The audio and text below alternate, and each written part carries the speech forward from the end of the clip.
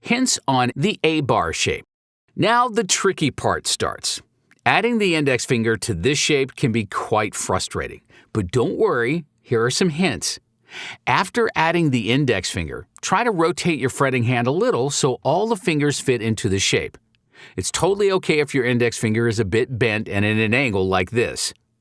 And remember that the index finger only needs to press down on the A string and the high E string, since the remaining strings are handled by your middle, ring, and pinky fingers. You can practice this shape by holding the middle, ring, and pinky fingers in position while adding and removing the index finger on the fretboard like this. Repeat over and over and try to get every note to ring out clearly.